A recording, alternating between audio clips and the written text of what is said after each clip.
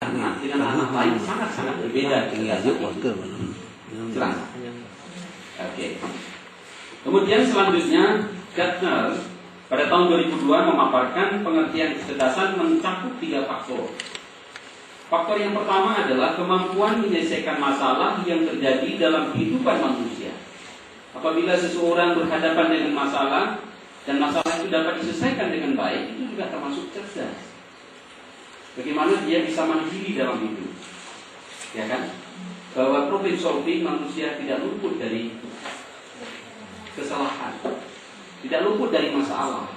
Tapi justru masalah setelah dia lakukan penyelesaian dengan baik, ternyata masalah itu selesai. Ini juga bagian dari kecerdasan. Kedua adalah kemampuan menghasilkan persoalan-persoalan baru untuk diselesaikan. Ini juga cerdas.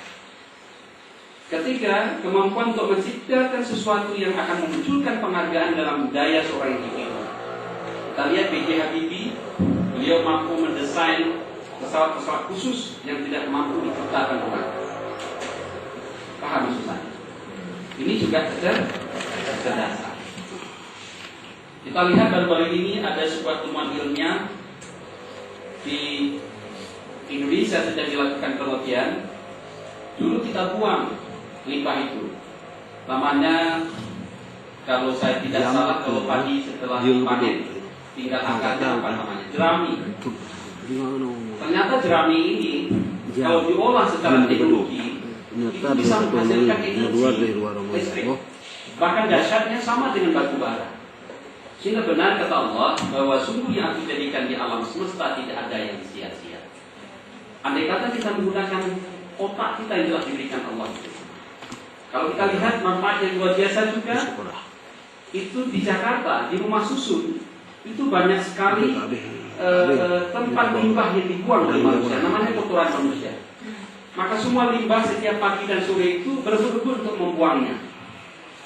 Ternyata di dalam limbah manusia, mohon maaf nih ya, di dalam WC itu bisa menghasilkan gas. Kata adalah paham maksud saya? Padahal limbah kotoran tadi kalau diolah dengan baik itu bisa menghasilkan LPG atau nafti. Enak sekali kalau digoreng pisang. Padahal itu dari limbah buangan yang tidak berharga. Tapi di mata orang-orang akademik bisa menghasilkan sesuatu yang berharga. Itulah tugas lembaga pendidikan. Jelas. Legendannya ikan adalah menteri.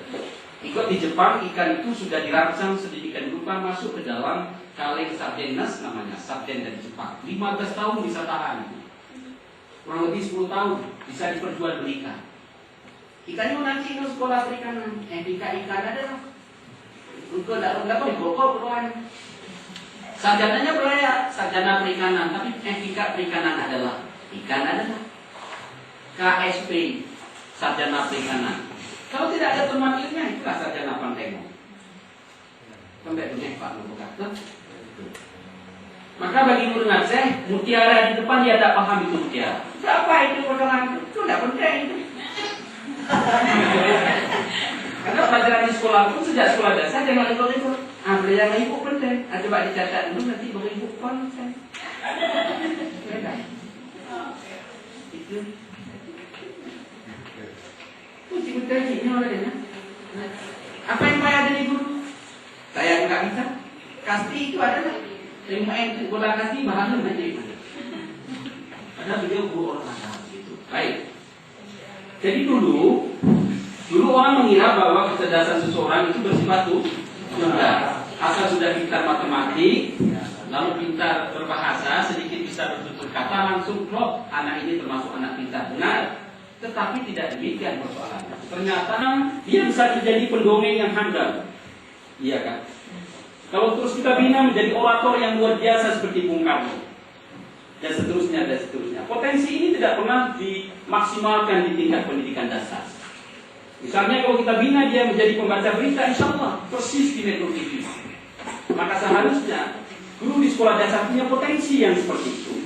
Sehingga generasi kita di tingkat sekolah dasar bisa memunculkan potensi ini kalau memang mereka punya kemampuan dalam bidang berbahasa. Misalnya kalau saya latih anak-anak di SMA membaca berita, saya sendiri bisa membaca berita begitu. Jadi bukan membaca berita adalah.